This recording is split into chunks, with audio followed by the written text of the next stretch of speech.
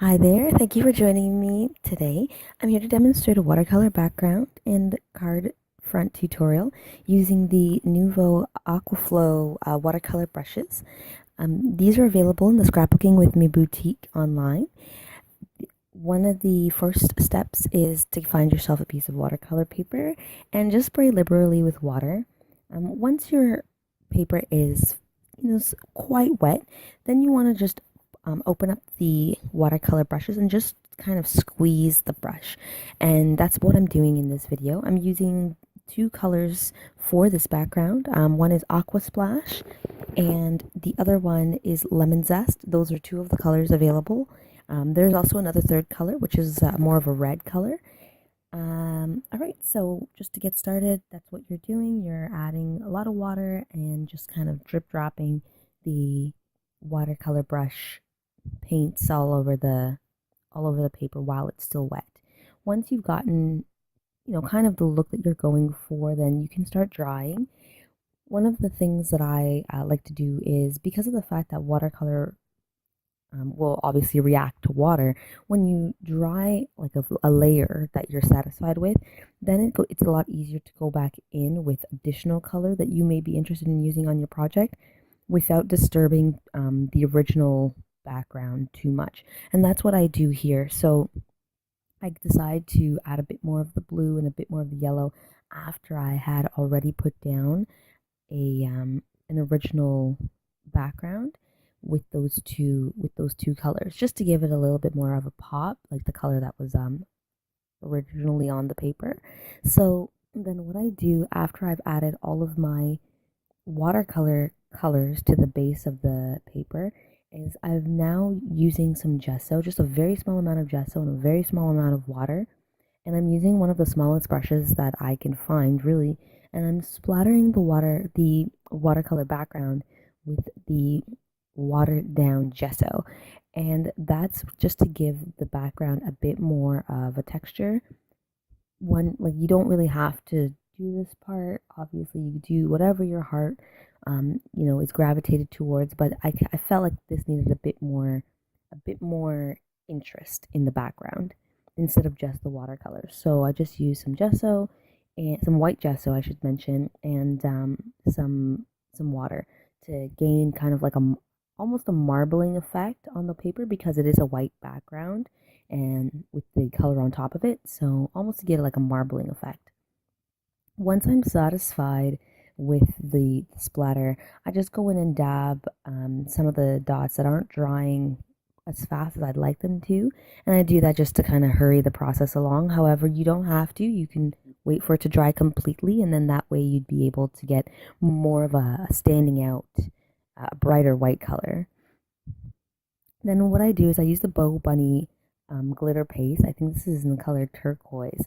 And what I do is I add the Bobunny glitter paste to my already existing watered down gesso.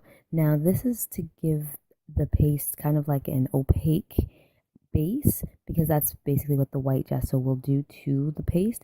And that will allow it so that when I'm adding the paste to the background, it doesn't it's not too bright. It's watered down, right? So and it's also has the white base to it. So you don't get the brightness of the blue using the watered down gesso. And this is once again just to add a bit more texture to the background. I'm not using the exact same technique that I used for just the plain watercolor and water, or sorry, just the plain gesso and water splatters. Just another layer of to add to the marbling effect. And I do exactly the same thing by blotting the raised gesso dots, we'll call them, with a paper towel as well. Once I realize that it's not really drying as fast as I'd like to, you always have the option to let it dry on its own and add as much or as little splatters as you'd like. I think with drying it with, or blotting it rather, with the paper towel, it also adds a bit more glitter around the page because the excess gets added to the background as well as I'm dabbing it with the paper towel. So the last layer of dimension that I'm adding, or a layer of texture that I'm adding to the background, is just water and glitter paste. So the reason I added the water to the glitter paste is now to create splatter effect. So additional marbling, another layer of marbling effect to increase the amount of glitter that you see on the background. So this will really be the last layer. It's always a lot easier to do, your more muted colors, your um your less bright colors. Like it's easier to do the stuff you're not going to see as much earlier on in your project, because once you add the really bright stuff, it's very difficult to try and take it away. So even as I'm drying the page, from the dots that haven't quite dried on their own, or using the heat gun, you can still see those dots are there. Like they are not going anywhere, unless I probably took some, maybe like a scraper or something, to scratch them off. So it's a lot easier to go from more muted to more vibrant, in your layers when you're working on something like this. So once I'm satisfied with the background, I'm now going to cut down the paper to 4 card fronts. Now in this video, you're only going to see me finish 2 of them. However, there will be another video upcoming later on this month where I will complete the other 2 using a different style, or a different technique, or different method. Once again, still using the same background paper, but it will be a different style card. So I'm just cutting them down to a standard 1/8 inch clearance, I guess, for a standard card size. So I think the final size was 4 1/8 by 5 3/8, something like that. Then using the distress inks that I found, or that I had rather, that I find matched the colors of the watercolor best. That is what I ended up using to do distress my edges.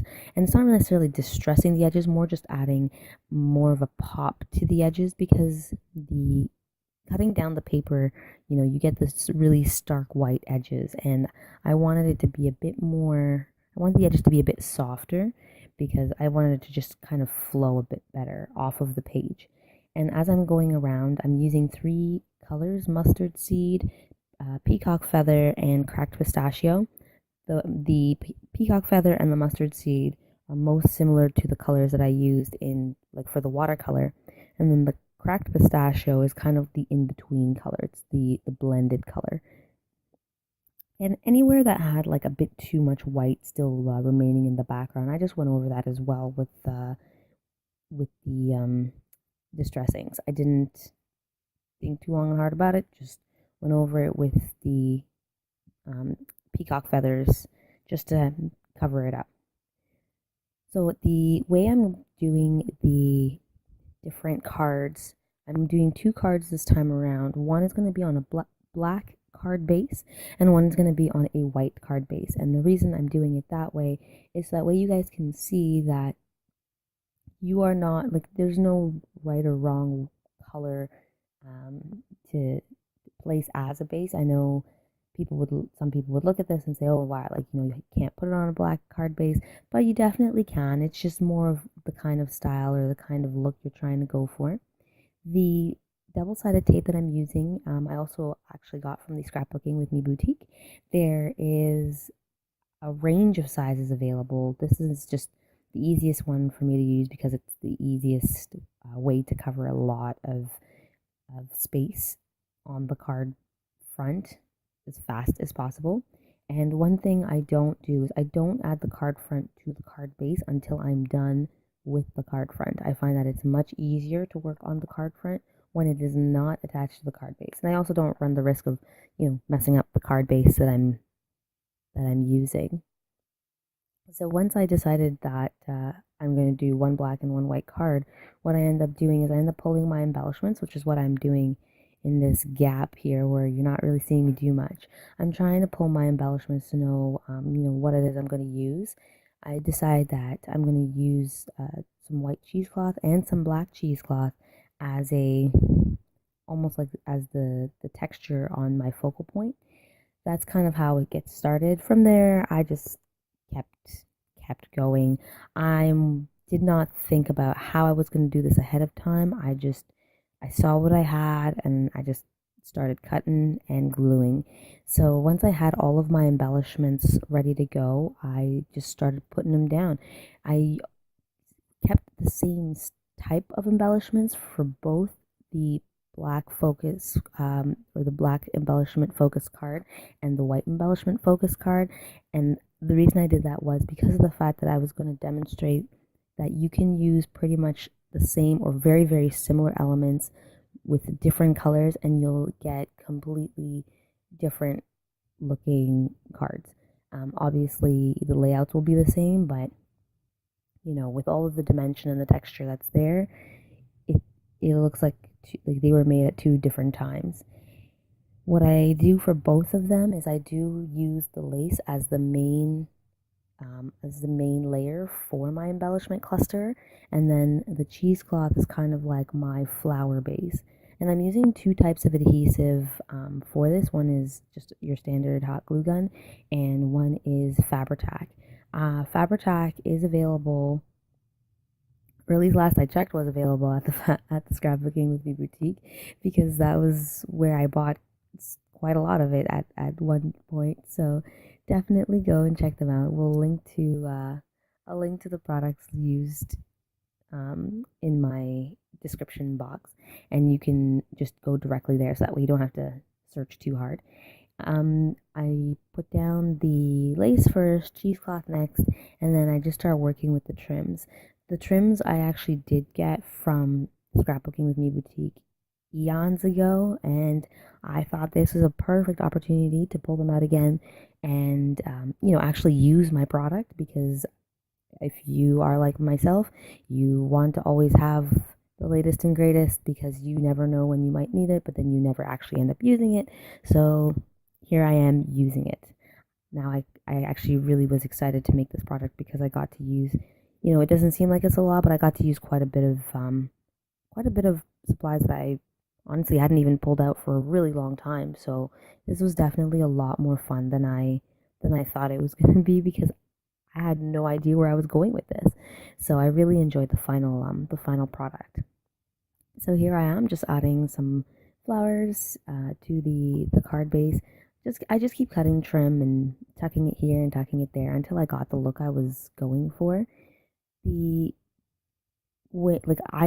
definitely recommend using FabriTac or another really strong kind of liquid adhesive when you're doing these kinds of cards. And the reason I'm using hot glue is just because of the fact that I'm not wanting us to wait until the card is done drying before I move on to the next step. But one thing I do love about FabriTac is that you have the opportunity to move things around a lot more with a lot less damage to your original project, while still being able to, move things here and there. So what I end up doing now is just tucking things in. I have no rhyme or reason to the way I did things.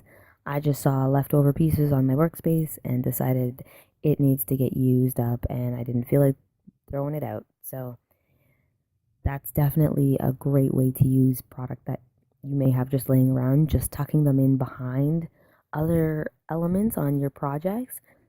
Definitely one of my favorite things to do, just finding random pieces that are on my desk from leftover packages or whatever. So now on to the card with using the black embellishments. So I really like this card, and I think I like this card more than the other one because of the fact that it just stands out so much against the background. I know that the white does stand out as well, but just the black is very, very, very. It's almost harsh, but it's also, because of the type of the embellishments used, it's not. I don't know how better to explain that. And I love that kind of rough. It's almost like a dark romantic kind of look, and I love that style. So this definitely is my preferred card out of the two.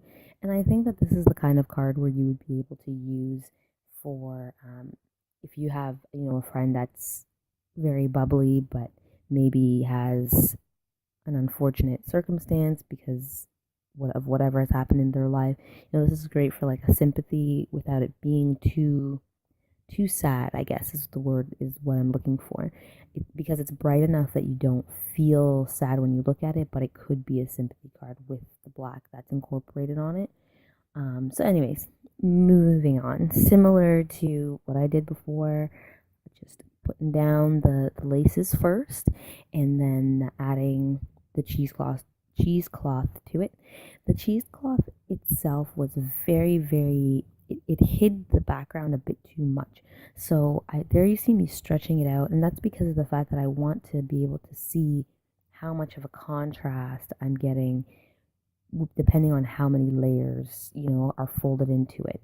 So that's why I stretch it out there to kind of see what I'm working with. So what I felt was it was hiding a lot of the background in places where I wanted the background to show a bit more, and you weren't able to really see the laces that I used in the back. So I definitely tried to keep some of the cheesecloth, centered and condensed, as opposed to the white cheesecloth where I was able to spread it around a bit more because it didn't hide as much of the card background as this one does.